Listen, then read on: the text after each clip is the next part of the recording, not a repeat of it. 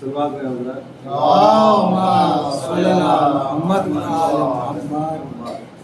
अली के हो गए होते तो बेहतर हो गए होते, अली के हो गए होते तो बेहतर हो गए होते, खलीफा होने से अच्छा था कंबर हो गए, खलीफा होने से अच्छा था कंबर हो गए होते। तो तुम्हारे बचपने में जब ये तेवर हैं अली असगर, तुम्हारे बचपने में जब ये तेवर हैं अली असगर, अगर कुछ और तुम जीते तो हैदर हो गए होते, अगर कुछ और तुम जीते तो हैदर हो गए होते। तो अगर फर्शे अज़ा पर फातिमा जहरा नहीं आती, अगर फर्शे अज़ा पर फातिमा जहरा नहीं आती, तो घर होते हुए हम लोग बेघर हो गए होते, तो घर होते हुए हम लोग बेघर हो गए होते। सलवात में हजरत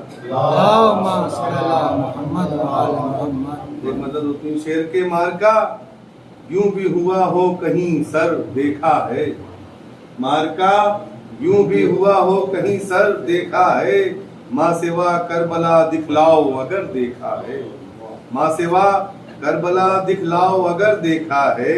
तो छीन लेता हो फना से जो बका अपने लिए, छीन लेता हो फना से जो बका अपने लिए, आले इमरा में ये एजाज़े बशर देखा है, आले इमरा में ये एजाज़े बशर देखा है। तो चांद पर अपने फलक भूल गया इठलाना, चांद पर अपने फलक भूल गया इठलाना, जब से उसने बनी हाशिम का कमर देखा है, जब से उसने बनी हाशिम का कमर देखा है। तो यको तन्हा ये इधर लगता है यूं लाखों हैं, यको तन्हा ये इधर लगता है यूं लाखों हैं, और उधर लाखों के लश्कर को सिफर देखा है, और उधर लाखों के लश्कर को सिफर देखा है। तो रन में जिस सिमत निकल जाता है हैदर का पिसर, रन में जिस सिमत निकल जाता है हैदर का पिसर, मौत कर लेती है उस सिमत में घर देखा है, मौत कर लेती है उस सिमत में घर देखा है। तो कलमे दस्ते बुरी दा से लिखे शर वफा, कलमे दस्ते बुरी दा से लिखे शर वफा, एक अब्बास है जिसमें ये हुनर देखा है, एक अब्बास है जिसमें ये हुनर देखा है। और आखिरी शेर के आलमे आस में जो आस है उस आस की खैर, आलमे आस में जो आस है उस आस की खैर, हमने थामे हुए सरवर को कमर देखा है, हमने थामे हुए सरवर को कमर देखा है।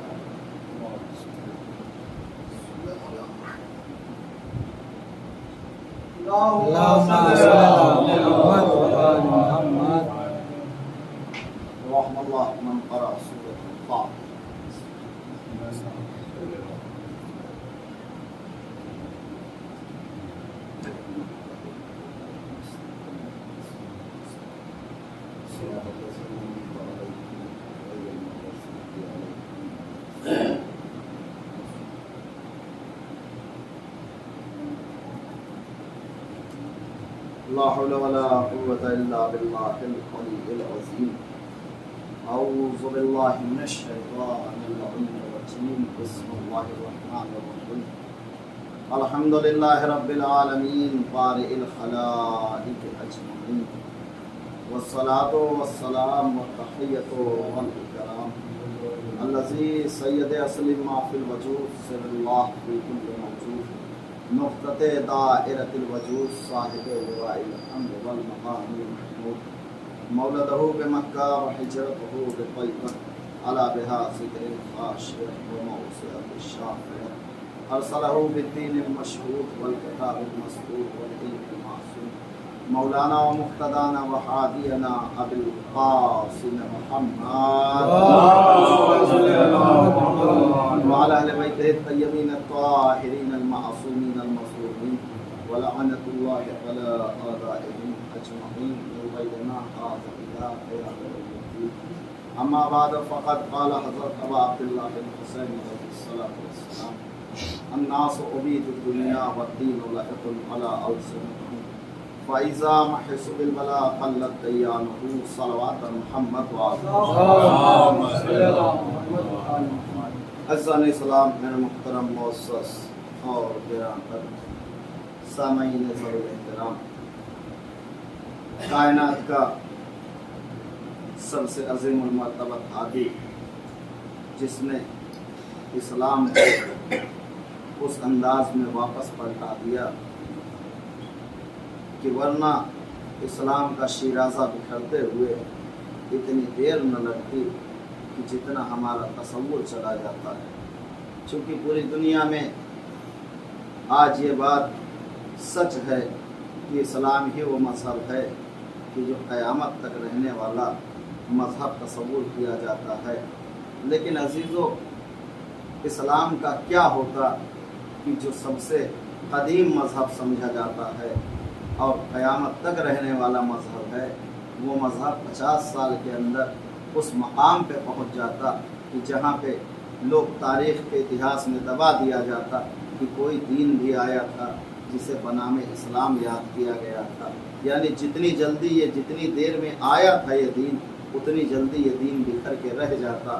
لیکن یہ تو صدقہ ہے اس حسین ابن علی کا کہ جس نے اس دین کو، جو رسول نے کہا تھا کہ حسین مجھ سے ہے اور میں حسین سے ہوں، اس بات کو سچ ثابت کرنے کے لیے حسین نے اس کو ویسے ہی حیات جاویدہ بخش دی کہ اب اسلام کے دشمن تو موجود ہیں لیکن کھل کے سامنے آنے کی صلاحیت نہیں رکھتے ہیں۔ اس لیے کہ عزیزو، اللہ جانتا بھی یہ تھا یہ چیز، اس لیے اس نے جو ہے نبوت کے ساتھ ساتھ اسلام میں امامت کا بھی سلسلہ رکھا تھا کہ نبوت تو اسلام کو پہنچا دے گی، اس کے بعد اس کی ذمہ داری ختم ہو جائے گی۔ بھائی اسی لیے نبی کا مقام بھی چھوٹا رکھا گیا ہے، نبی کے درجہ بھی کم رکھا گیا ہے، نبی کا مرتبہ بھی اسی اعتبار سے رکھا گیا ہے، چونکہ ایک ایک وقت میں 10 12 نبی آ رہے ہیں، سب ساتھ میں تبلیغ کر رہے ہیں۔ جناب موسیٰ الگ تبلیغ کر رہے ہیں، جناب یوسف مصر سنبھالے ہوئے ہیں، جناب یعقوب کنعان سنبھالے ہوئے ہیں۔ یعنی ایک وقت میں ہی جو ہے کئی نبی ایک ساتھ تبلیغ کر رہے ہیں۔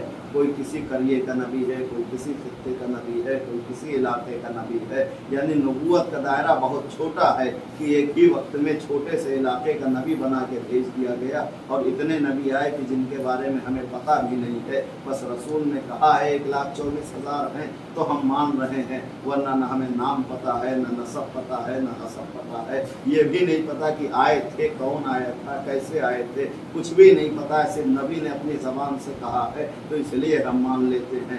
لیکن عزیزو، امامت کا جو دائرہ ہے وہ اس سے اتنا بڑا رکھا گیا ہے کہ نبی تو ایک ساتھ جو ہے کئی ہو سکتے ہیں، لیکن امام کائنات میں ایک وقت میں ایک ہی ہوگا کہ جس کی حکومت جو ہے وہ تحت الثری سے لے کے عرش اولی تک ہوگی، اس کی مرضی کے بغیر کوئی ایک پتا بھی نہیں ہل سکتا۔ اور ظاہر سی بات ہے جیسا عہدہ ہوتا ہے اسی اعتبار سے امتحان بھی ہوتا ہے۔ بھائی نبوت کا عہدہ چھوٹا تھا تو اللہ نے اسی اعتبار سے آزمایا اور آزمانے کے بعد دنیا میں بھیج دیا، لیکن امامت کا عہدہ اتنا بڑا ہے کہ نبیوں میں سب سے زیادہ جو قربانی دینے والا نبی ہے، جسے نبی کہا گیا کہ اس نبی نے سب سے زیادہ قربانی دی ہے، اسے ابراہیم پیغمبر کہا گیا ہے۔ اس لیے کہ جناب ابراہیم نے جتنی قربانی دی ہے اتنی قربانی اور کسی نبی کی نہیں ملتی۔ بھائی ظاہری طور پہ پہلے تو ایک مرتبہ سلطنت بابل آباد کیا، پورا بابل شہر بسایا کہ جو آج عراق جسے آپ کہتے ہیں، یہ آج عراق ایک کنٹری نظر آتا ہے، لیکن آج سے 3-4 ہزار سال پہلے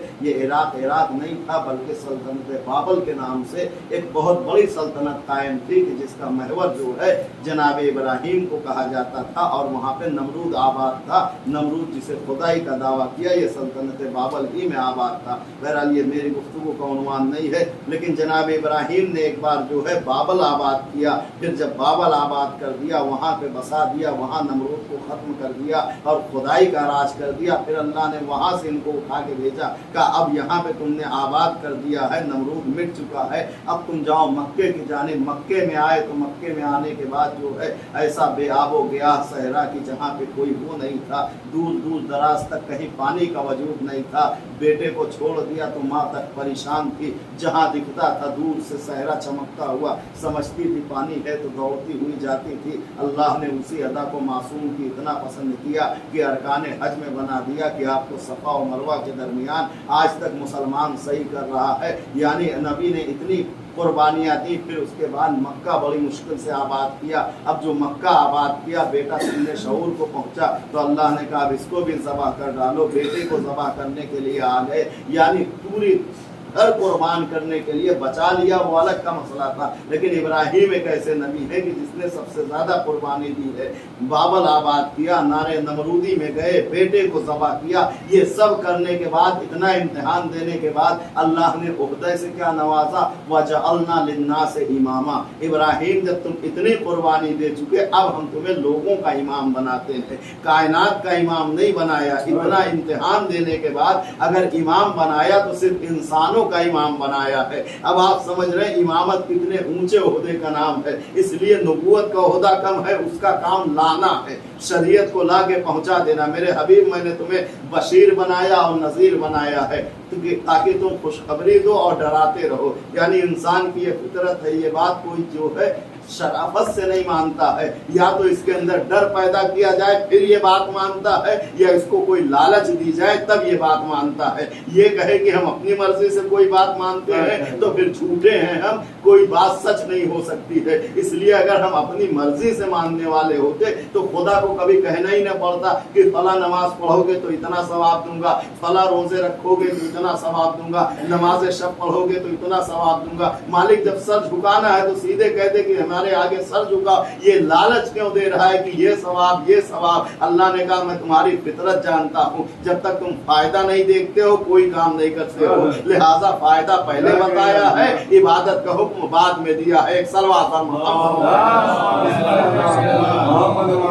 तुम्हारा जब तक फायदा ना हो, तुम बगैर फायदे के, ये इंसान है ये सबसे नीचे, वलसरे इन्नल इंसाना लफी खुस्र, इसीलिए कहा गया अगर फायदा ना हो तो ये अपने बाप की ना सुने, फिर नबी और खुदा की तो दूर की बात हो गई। इसलिए कि अजीजों मरहला है ना, कुरान की आयत है रब्बिर हमहुमा कमा रब्बयानी सगीरा, तुम दुआ करो कि तुम्हारे वालिदैन परवरदिगार वालिदैन पे रहमत नाजिल फरमा जैसे उन्होंने बचपने में हमारे लिए सहमत की थी। ये बात मैंने इसीलिए कही कि अगर इंसान को लालच ना हो तो वो अपने बाप की ना सुने, और जब इंसान अपने बाप की ना सुने तो फिर उससे ये उम्मीद नहीं की जा सकती कि वो खुदा की सुनेगा या मासूम की सुनेगा। भाई मैं आपसे पूछता हूँ, आज तक अल्लाह आपको जो है किसी इंसान को आया हो कि एक रोटी लेके ये लो अब तुम खा लो मेरे बंदे हो? आज तक खुदा किसी को डायरेक्ट रिस्क देने आया हो तो बताइए? आज तक खुदा किसी को डायरेक्ट औलाद देने आया हो तो बताइए? कोई नेमत डायरेक्ट देने आया हो तो बताइए? किसी को आया हो तो मुझे बताए। या मासूमीन ने आके डायरेक्ट कहा हो लीजिए हम आपको ये रिस्क देते हैं, ये नेमत देते हैं, तो ना डायरेक्ट खुदा देने के लिए आया ना डायरेक्ट मासूम देने के लिए आए। लेकिन वालिदैन जो तुम्हारे वो तुम्हारे सामने मौजूद होते हैं, खुद नहीं खाते हैं लेकिन तुम्हारे लिए ग़िज़ा का इंतजाम करते हैं, खुद पुराने लिबास में काम चला लेते हैं लेकिन तुम्हारे लिए नए लिबास का इंतजाम करते हैं, खुद की जिंदगी दांव पे लगा देते हैं ताकि तुम्हारा मुस्तकबिल रोशन हो जाए। और फिर हम बड़े होके क्या कहते हैं, आपने हमारे लिए किया ही क्या है? तो अजीजों जिसने सब कुछ किया है, जब तुम उसके बारे में कह रहे हो कि आपने किया ही क्या है, तो जिसके एहसान करते हुए देख रहे हो, जब तुम उसका हक नहीं अदा कर सकते तो तुमसे क्या उम्मीद की जाए कि तुम मौला का हक अदा करोगे या खुदा का हक अदा करोगे? एक सलवात पर मोहम्मद। भाई अल्लाह तो नहीं किसी को देने आया ना डायरेक्ट, या मासूमीन तो अता करने के लिए नहीं आए ना डायरेक्ट, लेकिन वालिदैन जो तुम्हारे लिए सब कुछ कर रहे हैं, जब हम उनके बारे में बड़े होके ये कह देते हैं कि आपने हमारे लिए किया ही क्या है, तो जो सब कुछ कर रहा है जब हम उसका एहसान नहीं मानते तो जिसको नहीं देखा है उसका एहसान क्या मानेंगे? इसलिए कहा गया, मासूम ने फरमाया कि पहले तुम वालिदैन की इताअत करना सीख जाओ, जब इनकी इताअत सीख जाओगे तो मासूम की इताअत खुद सीख जाओगे, और जब मासूम की इताअत सीख जाओगे तो तुम्हें खुदा की इबादत का सलीका खुद ब खुद पता हो जाएगा। एक सलवात पर मोहम्मद वाले। तो ये इंसान जो है अगर लालच ना हो तो ये कोई काम ना करे। इसीलिए कहा मेरे हबीब मैंने तुम्हें बशीर बना के भेजा और नजीर बना के भेजा, डराने वाला और खुशखबरी देने वाला। इसलिए कि इंसान है या तो खौफ में कोई काम करता है या तो लालच में कोई काम करता है। और यही बात अबू अब्दुल्लाह हुसैन अलैहिस्सलातु वस्सलाम ने भी फरमाई। जब पूछा गया, इमाम फरमाते हैं कि इबादत जितने भी करने वाले हैं वो 3 हिस्सों में बटे हुए हैं। पहला गिरोह वो है कि जो डर की वजह से इबादत करता है, یعنی اس کو خوف ہے کہ عبادت نہیں کیا، اللہ کے حکم نہیں مانا تو کہیں ہمارے اوپر کوئی مصیبت نہ آ جائے، کوئی پریشانی نہ آ جائے، ہم کسی مصیبت میں نہ مبتلا ہو جائیں۔ اس لیے امام فرماتے ہیں پہلا گروہ وہ ہے کہ جو خوف میں عبادت کرتا ہے۔ امام فرماتے ہیں ایسا گروہ عبادت کرنے والا، اس کی مثال جو ہے وہ غلاموں کے مانند ہے۔ جو خوف میں عبادت کرتا ہے اس کی مثال جو ہے وہ غلاموں کے مانند ہے کہ اگر مالک موجود ہے تو ہم کام کر رہے ہیں، مالک ذرا سا ہٹا تو پھر ہم نے جو ہے اپنا کام چوری والا رویہ اپنانا شروع کر دیا۔ امام فرماتے ہیں جو خوف میں عبادت کرتا ہے اس کی مثال، اس کی عبادت غلاموں کے مانند ہے۔ پھر امام فرماتے ہیں دوسرا گروہ وہ ہے کہ جو لالچ میں عبادت کرتا ہے، یعنی ہم عبادت کریں گے تو ہمیں یہ نعمت ملے گی، عبادت کریں گے تو ہمیں یہ چیز ملے گی۔ امام فرماتے ہیں دوسرا گروہ وہ ہے جو لالچ میں عبادت کرتا ہے۔ فرماتے ہیں ایسے گروہ کی مثال جو ہے اس تاجر کے مانند ہے کہ اگر تجارت میں فائدہ ہوتا ہے تو اس کی تجارت کرتا ہے اور اگر نقصان ہوتا ہے تو ہاتھ پیچھے کھینچ لیتا ہے۔ تو امام فرماتے ہیں جو خوف میں عبادت کرتا ہے اس گروہ کی مثال غلاموں کی عبادت جیسی ہے۔ جو لالچ میں عبادت کرتا ہے امام فرماتے ہیں اس کی مثال جو ہے وہ تاجر کے مانند ہے کہ فائدہ ہے تو تجارت کر رہا ہے۔ پھر امام فرماتے ہیں تیسرا گروہ وہ ہے کہ جو نہ ڈر میں عبادت کرتا ہے نہ لالچ میں عبادت کرتا ہے بلکہ شکریہ کے طور پہ عبادت کرتا ہے، اس لیے کہ وہ یہ سوچ کے سر جھکاتا ہے کہ معبود تو نے ہمیں اتنی نعمتیں دی ہے لہٰذا ہم تیرا شکریہ ادا کرتے ہیں۔ اور یہ گروہ وہ ہے کہ جو سب سے اچھا گروہ مانا گیا ہے عبادت کا کہ نہ انسان ڈر میں کرے نہ لالچ میں کرے، بس اپنے اندر یہ احساس ہو جائے کہ خدا نے ہمیں سب کچھ دیا ہے تو لہٰذا ہم اس کے آگے سر جھکا دیں۔ لیکن امام فرماتے ہیں سب سے اعلیٰ گروہ وہ ہے کہ جو نہ ڈر میں عبادت کرتا ہے نہ لالچ میں عبادت کرتا ہے نہ شکریہ میں عبادت کرتا ہے بلکہ خدا کو لائق عبادت سمجھتا ہے، اس لیے اس کے سامنے سر جھکاتا ہے۔ اور یہ مقام آل محمد کا ہے جہاں علی فرما رہے ہیں کہ پروردگار علی نہ تیرے سامنے سر جو ہے وہ دوزخ کے خوف میں جھکا رہا ہے نہ جنت کی لالچ میں جھکا رہا ہے بلکہ تجھے لائق عبادت سمجھتا ہے، اس لیے علی تیرے سامنے سر جھکا رہا ہے۔ تو عزیزو اگر ہمارا معیار وہاں تک نہیں ہو سکتا لیکن ہم اتنا تو کہہ سکتے ہیں اے آل محمد نہ ہم آپ سے ڈر میں کوئی محبت کرتے ہیں نہ لالچ میں محبت کرتے ہیں بلکہ ہم نے پوری کائنات میں نظر ڈالی تو آپ کے لائق ہمیں کوئی ایسا نہ نظر آیا آپ کے علاوہ کہ جس سے محبت کی جا سکتی ہو، لہٰذا ہم نے محبت کے قابل پایا، اس لیے آپ کی ولایت کا ہم دم بھرتے ہیں۔ ایک صلوات پر محمد یہ ہمارا معیار ہے کہ ہمارا اگر فائدہ ہو تو ہم کام کرتے ہیں۔ تو میں عرض کر رہا تھا کہ نبوت کا دائرہ کافی چھوٹا ہے، اس لیے اللہ نے ابراہیم کا جو امتحان لیا اتنی قربانی دینے کے بعد فرمایا وَجَعَلْنَا لِلنَّاسِ إِمَامًا، ہم نے تمہیں صرف لوگوں کا امام بنایا ہے۔ کیوں عزیزو؟ اس لیے نبوت کا دائرہ چھوٹا ہے کہ اس کا کام ہے نبوت کا کہ لا کے جو ہے صرف اور صرف شریعت کو پہنچا دینا، اور لیکن امامت کا جو دائرہ ہے وہ امامت کا دائرہ وسیع اس لیے ہے کہ امامت کا کام ہے شریعت کو لاگو کروانا اور اس کی حفاظت کرنا، لہٰذا جو چیز جتنی قیمتی ہوتی ہے اس کی حفاظت کرنے والا بھی اتنا ہی جو ہے اسپیشل رکھا جاتا ہے۔ لہٰذا اللہ نے اسلام کو جو ہے آل محمد کا وہ پہرے دار بنایا ہے، آل محمد کو، کہ جہاں سے یہ کھڑے ہو کے آواز دے رہے ہیں کہ ہمارے رہتے ہوئے اسلام کے اوپر کوئی آنچ نہیں آ سکتی ہے۔ ورنہ عزیزو جہاں پوری دنیا حکومت بنانے میں جٹی ہوئی تھی، جہاں پوری دنیا جو ہے تخت حاصل کرنے میں لگی ہوئی تھی، وہاں علی آواز دے رہے ہیں کہ ہمیں تمہاری خلافت کی ضرورت نہیں ہے بلکہ میں تو جو ہے امام ہوتا ہے، چاہے وہ تخت پہ بیٹھا ہو چاہے بوریے پہ بیٹھا ہو، اس کی حکومت کا دائرہ اتنا بلند ہے، اتنا بلند ہے۔ بس آخری بات کہہ کے گفتگو سمجھ لوں کہ اس کا ہم ایسا بھی نہیں کر سکتے، اس لیے کہ جب نبوت کے معاملے میں رکھا تو اللہ نے آواز دی یا ایھا الذین آمنوا اطیعوا اللہ، اے لوگوں تم اللہ کی اطاعت کرو، واطیعوا الرسول، اس کے رسول کی اطاعت کرو، واولی الامر منکم، اور اس کی اطاعت کرو جو تم میں سے اولی الامر جسے ہم نے بنایا ہے۔ مسلمانوں نے یہاں پہ بھی فائدہ اٹھایا اور کہا کہ جب اولی الامر ہم ہی میں سے بنایا ہے تو ہم آسانی سے چن سکتے ہیں، لیکن اللہ نے یہ نہیں کہا تھا کہ ہم نے تم میں سے بنایا ہے بلکہ ان 14 ہستیوں کو دیکھ کے کہا تھا کہ یہ رسول ہم نے تم میں سے بنایا ہے اولی الامر، اس لیے کہ عزیزو ان کا مقام سب سے بلند ہے۔ لیکن جب اطاعت کا مسئلہ آیا تو اللہ نے اپنی اطاعت الگ کر لی، رسول کی اطاعت الگ کر دی اور اولی الامر کی اطاعت الگ کر دی۔ لیکن جب ولایت کا مسئلہ آیا تو فرمایا انما ولیکم اللہ والرسول، اور तुम्हारा वली बस अल्लाह है और उसका रसूल है, और वो है कि जो हालत रुकू में ज़कात देता है। यानी नबूवत के मसले में जहाँ पे अल्लाह ने इताअत का लफ्ज़ रखा है वहाँ अपनी इताअत अलग की है और रसूल और उल अम्र की इताअत जो है वो अलग कर दी है। लेकिन विलायत के मसले में ये नहीं कहा, बल्कि विलायत के मसले में ये कहा कि जैसा वली मैं तुम्हारा अल्लाह हूँ वैसे ही रसूल है और वैसे ही वो है जो हालत रुकू में ज़कात देता है। यानी जैसा वली तुम्हारा अल्लाह है वैसा ही वली तुम्हारा जो है वो भी है जिसे तुम अल्लाह ने वली बनाया है। अजीजों, पहले इंसान अल्लाह की विलायत के दायरे को समझ ले, फिर उसके रसूल की भी विलायत समझ में आ जाएगी और उसकी भी विलायत समझ में आ जाएगी जिसने हालत रुकू में ज़कात दिया है। तो अजीजों, वली का मतलब ही ये होता है कि अपना नुमाइंदा जैसा वो खुद है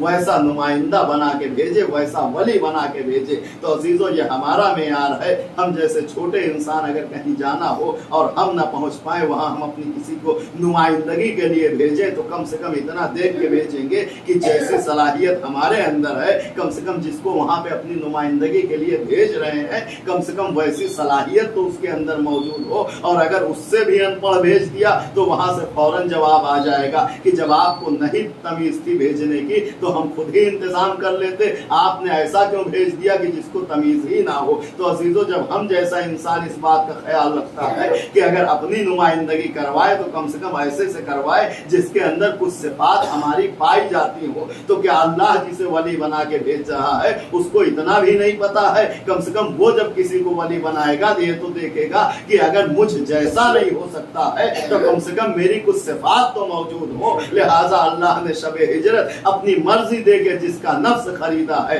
तो फिर उसे अपना जो है वलीउल्लाह भी बनाया है, यदुल्लाह भी बनाया है, नफ्सुल्लाह भी बनाया है। सलवात पर मोहम्मद तो ये मासूम का कहना है,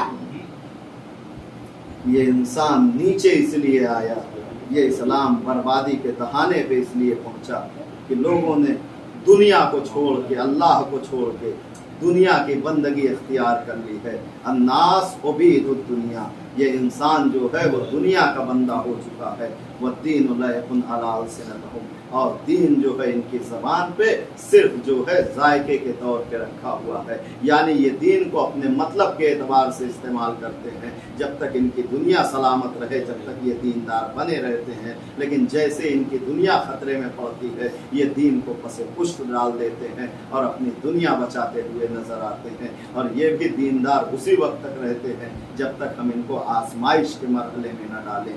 जैसे ही आजमाइश के मरहले में डालते हैं, फरमाया कल्लत दय्यानहु, जो थोड़ा सा दीन है वो भी रुखसत हो जाता है। हाँ अजीज़ों, यही तो वजह थी कि अगर हमने अपनी जिम्मेदारी निभाई होती तो फिर जो है अजीज़ों न कोई गदीर को बुला सकता था न करबला बर्पा हो सकती थी। चूँकि हमने अपनी जिम्मेदारी को छोड़ा इसलिए गदीर भी बुलाई गई और करबला भी बर्पा हुई। अजीज़ों, चूँकि हमारे ऊपर जब मोहर लगी हुई है कि हम अली के शिया हैं तो हमारी जिम्मेदारी बढ़ जाती है। इसलिए कि गरीब ज़हरा ने रुखसत आखिर के वक्त कहा था, मेरे लाल सज्जाद जब क़ैद शाम से छूट के जाना तो मेरे शियों को मेरा सलाम कर देना और कहना जब ठंडा पानी पिए तो शर्त वफा ये है कि मेरी प्यास को याद कर ले। अज़ादारो, अभी कल सय्युम गुजरा है ना, हुसैन करबला में मारे गए, आले मोहम्मद पे कितनी क़यामत गुजर गई। अज़ादारो, हमारे और आपके यहाँ का भी दस्तूर है जब घर में कोई जनाजा हो जाता है तो अजीज़ों ये उसूल फितरत यही कहती है कि घर के मर्दों को जल्दी सुकून आ जाता है लेकिन जो घर की औरतें होती हैं उनको जल्दी करार नहीं आता है। इसलिए जो घर के बुजुर्ग होते हैं वो कहते हैं कि अभी इनको कब्र पे न ले जाना, अगर खवातीन घर की जाएंगी तो इनका गम ताज़ा हो जाएगा। अज़ादारों, लेकिन जिसके घर से ये शरीयत और कानून निकला उसी के लिए ये रस्में सारी तोड़ दी गई। उमर साद ने हुक्म दिया, नहीं, लश्कर को, आले अहले हरम को उस रास्ते से ले जाया जाए जहां शुहदाए करबला के पामाल लाशें पड़े हुए हैं ताकि बीवियों को और ज्यादा अज़ियत हो। अज़ादारों, ये काफिला जैसे ही मक़तल करबला में पहुंचा किसी बीवी ने अपने को जो है ऊंट से उतारा नहीं है बल्कि हर बीवी ने अपने को ऊंट की बुलंदी से गिरा दिया। हर बीवी मातम कर रही है, उम्मे लैला बयान कर रही है, ए मेरे लाल अकबर 18 बरस की कमाई खाक में मिल गई, अब ये माँ किसके सहारे जिंदगी गुजारेगी। उम्मे परवा बयान कर रही है, मेरे लाल कासिम, मैंने तो तुम्हें दूल्हा बना के भेजा था, मेरा तुम इकलौता सहारा थे। ए कासिम, तुम टुकड़ों में बढ़ गए, मेरी मेहनत बर्बाद हो गई। अज़ादारों, हर बीवी मातम कर रही है, लेकिन एक ज़ैनब ऐसी गरीब बीवी है कि जिसने आगे फरमाया, मेरे लाल सज्जाद, सबके जनाजे नजर आ रहे हैं, तुम्हारे बाबा हुसैन का जनाजा नजर नहीं आ रहा है। एक मर्तबा ज़ैनुल आबदीन रो के फरमाया, ए फूफी अम्मा, वो जो नशेब में हथियारों का एक टीला नजर आ रहा है, वही मेरे बाबा हुसैन का जनाजा है। इसलिए कि इतने तीरों तबर चले थे कि अब हुसैन का जिस्म नहीं नजर आ रहा था, सिर्फ हथियार नजर आ रहे थे। ज़ैनब सगी बहन है नाज़ादारों, पहुंचने के बाद लाश को बड़ी देर तक देखती रही। एक जुमला फरमाया, आंते अखी, क्या तू ही मेरा भाई हुसैन है? ये कह के ज़ैनब बड़ी देर तक गिरिया करती रही। आवाज दी, भैया मुझे वो वाक़या भी याद है जब सूरज की रोशनी मेरे चेहरे पे पड़ रही थी, तुमने रिदा से साया किया था, लेकिन आज तुम्हारी बहन इतनी गरीब है कि सर पे चादर भी नहीं जो तुम्हें कफन दे सके। लेकिन ए मेरे मजलूम भैया, तुम्हारी बेकफन लाश पे खड़ी होके ज़ैनब ये कसम खाती है कि बाजारे कूफा और शाम में तुम्हारी बेकफनी का चर्चा इस अंदाज में करूंगी कि कयामत तक हर मरने वाला करबला के कफन की तमन्ना करेगा। लीजिए अज़ादारों, ज़ैनब रुखसत होके आ गई कूफे के दरवाजे पर, लेकिन जैसे ही कूफे का दरवाजा नजर आया, ज़ैनब जिगर पकड़ के बैठ गई। ए मेरे लाल सज्जाद, मैं इस कूफे की शहजादी रही हूँ, मैं दरबार में बेपर्दा किस तरह से जाऊं? अज़ादारों, शिमर ने आवाज दी, ए सज्जाद, तुम्हारी फूफी को गलत फहमी हो गई है, अब ये कूफे की शहजादी नहीं है, हमारी कैदी है, हम जैसे चाहेंगे वैसे दरबार में ले जाएंगे। ज़ैनब को जलाल आ गया, ए मेरे लाल, हम मजलूम जरूर हैं, लेकिन हम मजबूर नहीं है। ए उम्मे कुलसूम, तुम भी आओ, ए रुकैया तुम भी आओ, ए माँ की कनीज फिज़्ज़ा तुम भी आओ। ज़ैनब बद्दुआ करती है, तुम आमीन कहना। अभी ज़ैनब ने हाथ नहीं उठाया था बद्दुआ को कि सरे हुसैन नो के नेज़ा से बुलंद हुआ, ज़ैनब के सामने आया। बहन ने देखा भाई की आंखों से आंसू जारी है। ए मेरे गरीब भैया, अब आपको किसने रुला दिया? आवाज दिए, बहन बद्दुआ के लिए हाथ ना उठाना, मकसद बेकार हो जाएगा। ज़ैनब ने फरमाया, भैया अगर आपकी मर्जी है तो बेरिदा ज़ैनब जाने के लिए तैयार है। इन्ना लिल्लाह पढ़ के ज़ैनब ने पहला कदम कूफे के अंदर रखा। अब जो निगाह की तो चारों तरफ तमाशाइयों का मजमा है, कोई सदके की खजूरें बरसा रहा है, कूफे वाले ईद मना रहे हैं। अली की बेटी सर को झुकाए खड़ी थी कि इतने में आवाज आई, अस्सलामु अलैके अय्युहा बिन्त रसूलिल्लाह। अली की बेटी ने देखा, जब से हम करबला से आए हैं कोई हमें सलाम के लायक नहीं समझता, कौन है जो भरे मजमे में हमें सलाम कर रहा है? दोबारा आवाज आई, अस्सलामु अलैके या बिन्त रसूलिल्लाह। अब जो अली की बेटी ने नजर उठाई तो क्या देखा, दरवाजे कूफा के ऊपर भैया मुस्लिम का कटा हुआ सर लटक रहा है। उस सर से आवाज आ रही है, ए मेरी शहजादी ज़ैनब, आज भी आप कूफे की शहजादी हैं, मैं आपका सफीर मुस्लिम आपके इस्तकबाल के लिए हाजिर हूँ, आप कूफे में दाखिल हो जाइए। इन्ना लिल्लाह व इन्ना इलैहि राजिऊन। रज़न बिक़ज़ाइही व तस्लीमन बिअमरिही। अल्लाहुम्मा खुस्स अंत वला ज़ालिमिन बिल्लानि मिन्नी वब्दा बिही अव्वलन सुम्मा अस्सानी वस्सालिस वर्राबि। अल्लाहुम्मा लन यज़ीद इब्न मुआविया ख़ामिसा वलन उबैदुल्लाह इब्न ज़ियाद व इब्न मरजाना व उमर इब्न साद व शिमरन व आल अबी सुफ़यान व आल ज़ियाद व आल मरवान वलानल्लाहु क़ाज़ी शुरै इला यौमिल क़ियामह। एक सूरह फातिहा इफ्तिखार हुसैन इब्न इफ्तिखार हुसैन आप हज़रात एक सूरह फातिहा की तिलावत फरमा के मरहूम मग़फ़ूर इंतसार हुसैन इब्न इफ्तिखार हुसैन निसार हुसैन साहब मरहूम इब्न इफ्तिखार हुसैन साहब के